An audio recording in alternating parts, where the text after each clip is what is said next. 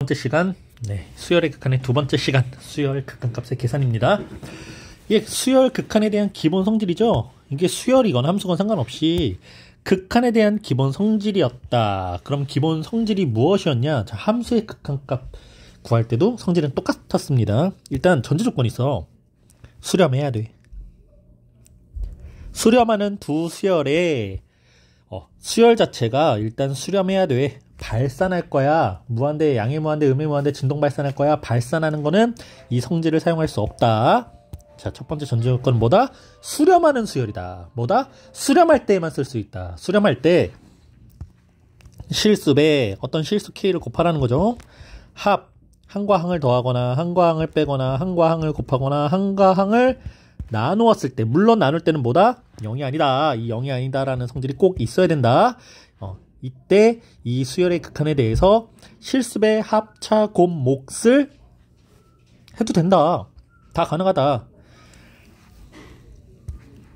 AN이란 수열에 C라는 실수가 곱해져 있습니다. 고시 잠깐 리미트 기호 앞으로 빼서 곱해놓고 AN에 대한 극한값을 구한 다음에 거기에다가 C를 다시 곱해도 됩니다. 자, 수렴하기 때문에 AN이 알파에 수렴하고 B에는 베타에 수렴하고 수렴하기 때문에 가능하다.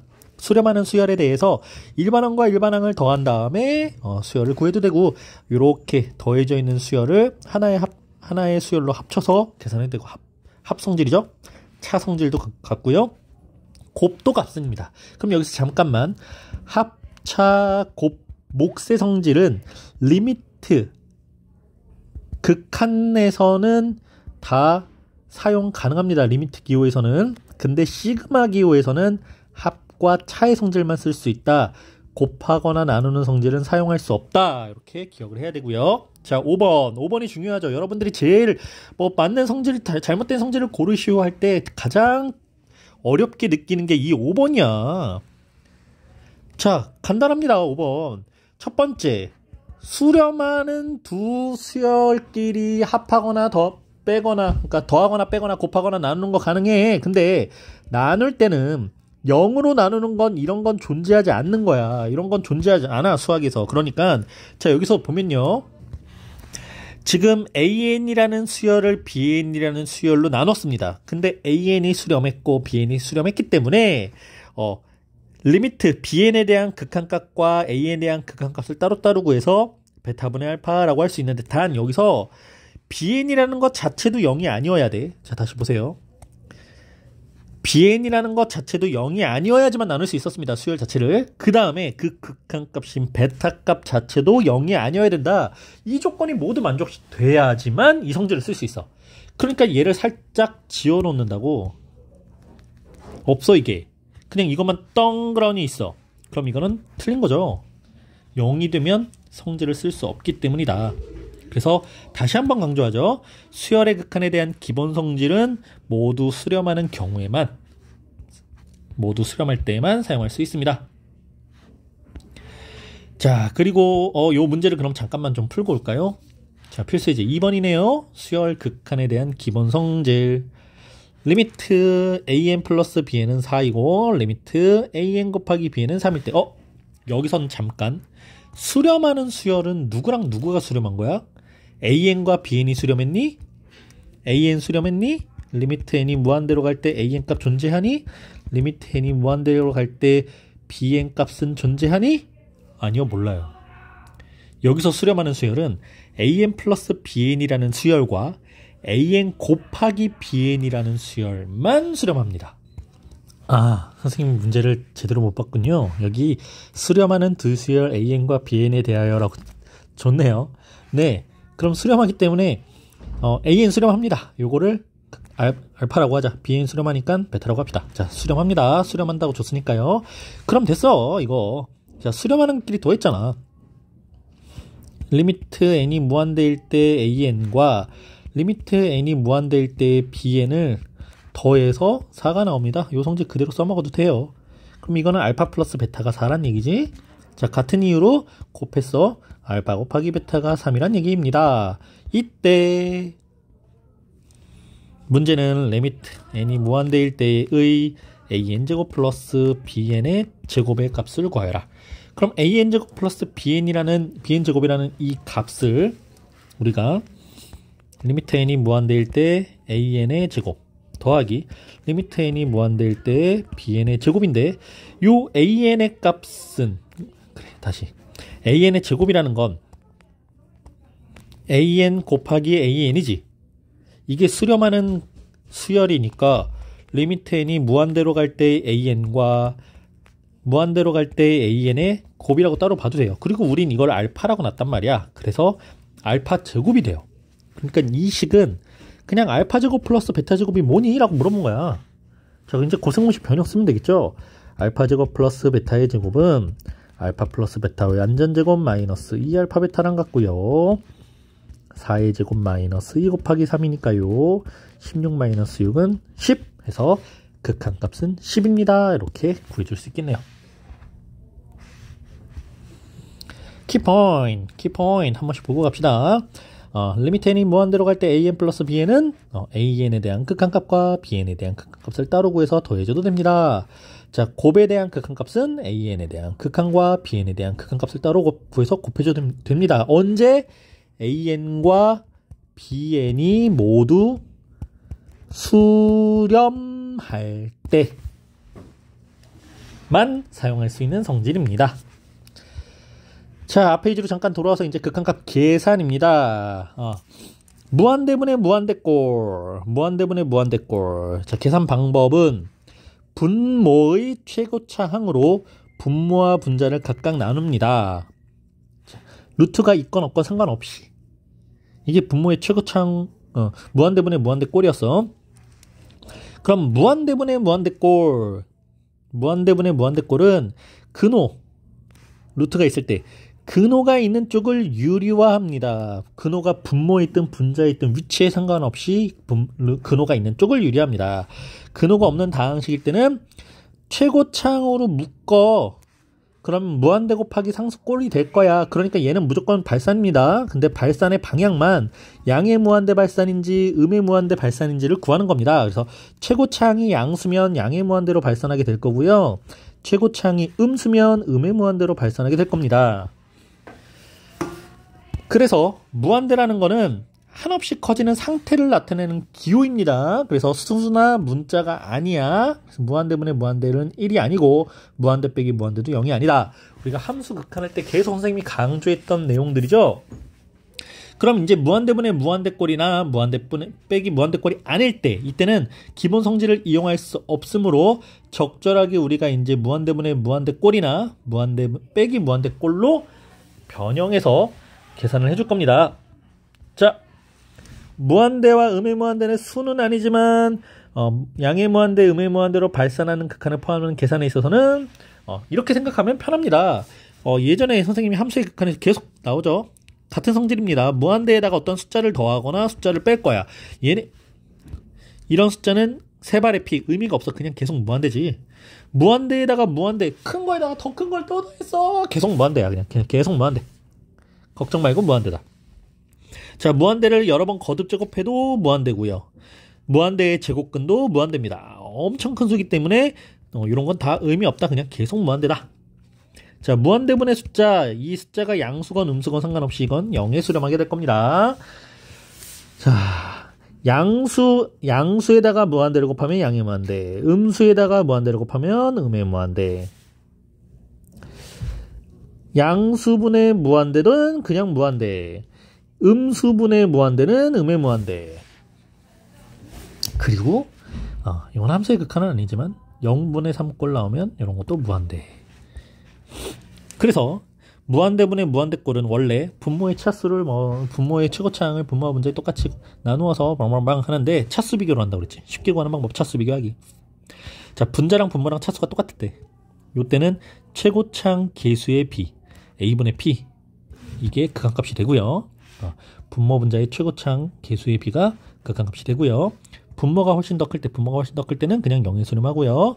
분자가 훨씬 더 클 때는 양의 무한대 또는 음의 무한대로 발산합니다. 요 최고차항 계수가 양수면 양의 무한대, 최고차항의 계수가 음수일 때는 음의 무한대로 발산하게 됩니다.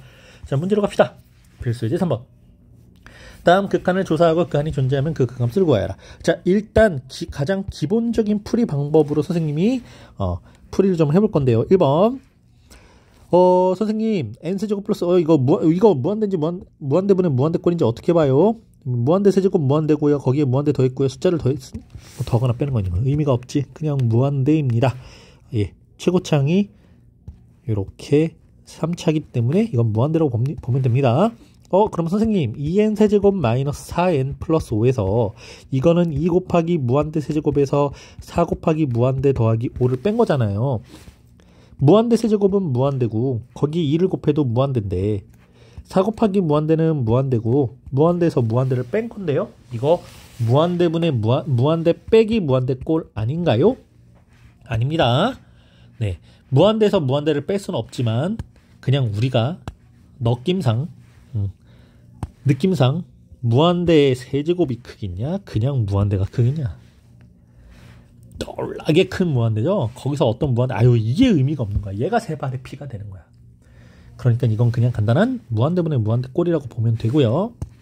자, 원래 접근 방법은요. 리미트 n이 무한대일 때 n세제곱 플러스 3n제곱 마이너스 6분의 2n세제곱 마이너스 4n 플러스 5에 대하여 분모의 최고창이 n세제곱이니까 분모와 분자에다가 똑같이 n세제곱분의 1을 곱한다.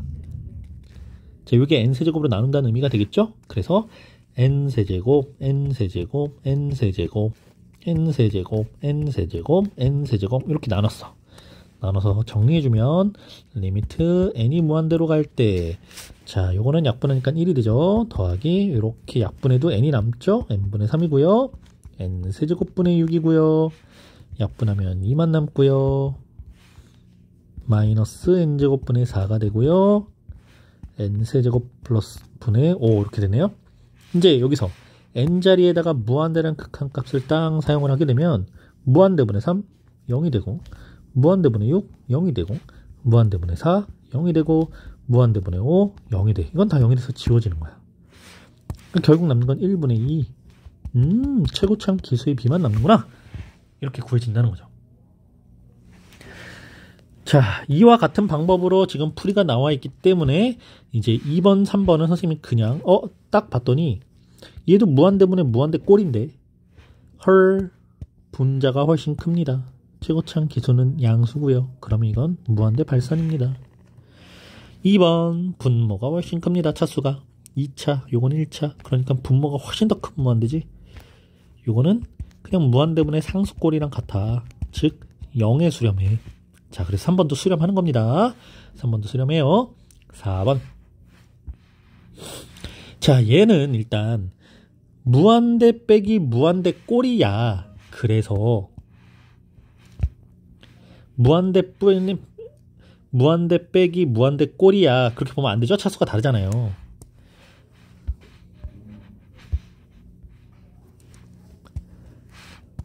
리미트 n이 무한대일 때 루트 n제곱 마이너스 1 빼기 루트 n분의 n이라고 나와 있는데, 자, 요거는 루트 2차, 즉 1차량 같은 거고, 요건 정말 루트만 있으니까 얘가 차수가 더 큰 거지.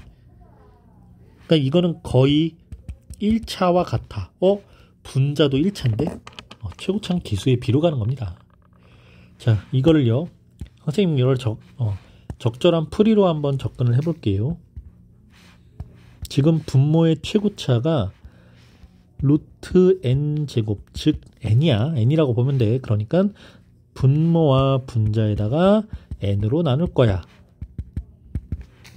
근데 이게 분배돼서 들어갈 때 근호안으로 들어가게 되면 제곱해서 들어가죠.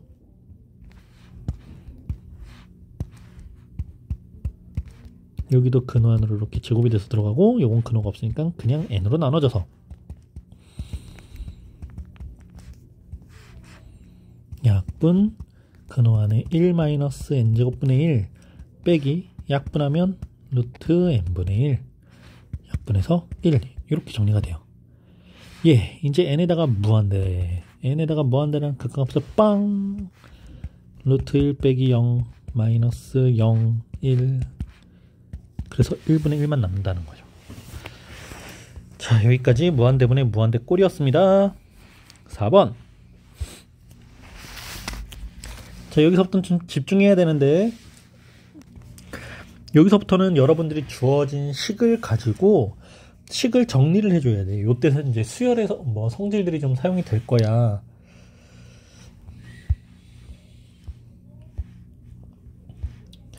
(1번) 문제를 보면요, 이미 1번 문제에서 요 일반항에서 분모는 n제곱이라고 딱 그냥 끝 정리가 되어 있는 거야. 근데 분자 봅시다. 왜 그러니 선생님이. 자, 분자는요 1 더하기 2 더하기 3 더하기 등등등등 해서 n까지 더했어. 이런 걸 뭐라고 했었냐? 수열의 합이라고 했었죠. 수열의 합. 이 수열의 합을, 지금 이건 무슨 수열입니까? 1, 2, 3, 4 등차 수열의 합. 첫째 항이 1이고 1씩 커지고 있으니까 이런 걸 공차라고 해서 공차가 1이고, 항이 지금 n개 있을 때 등차 수열의 합을 구하는 공식은 Sn은 2분의 n 괄호하고 2a 플러스 n-1의 d, 요 공식이 있었어요.